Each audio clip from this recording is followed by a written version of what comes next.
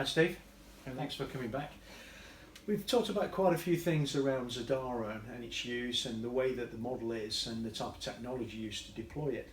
But we've been speaking to quite a lot of our customers recently, and they're looking at how they can use more of a hybrid model. So hybrid mix between on-premise and different cloud providers, and be able to move workloads between them to get the best use out of the infrastructure.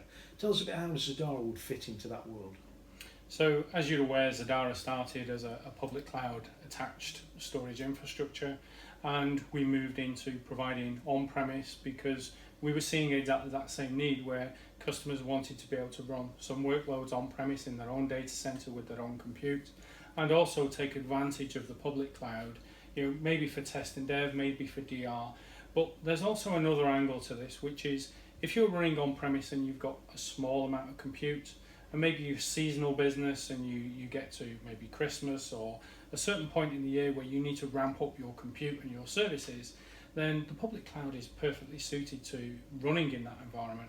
So you could simply use that replication that we talked about earlier and present that up, take that snapshot, present the storage up, run the compute at scale, and then when you finish with that, simply replicate back the other way, and then when you've ended that season, simply come back to your own on-premise. So it gives you that flexibility of scaling up, scaling down, because you may want to scale down your on-premise, you may want to use online volume migration to migrate from SSD to SATA, etc., depending on your workloads. And I think that's a really good use case for that hybrid cloud type environment. Is there not a simple way to do that just using the cloud infrastructure that's there at the moment?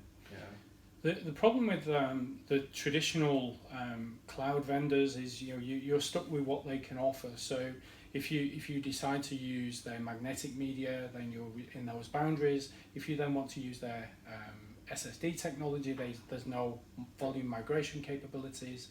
If you then need to burst up and burst down, if they've not got a shared storage infrastructure, which Zadara can provide and enable in that environment, then you're effectively locked into the capabilities that particular cloud provider can provide to you at that particular point in time.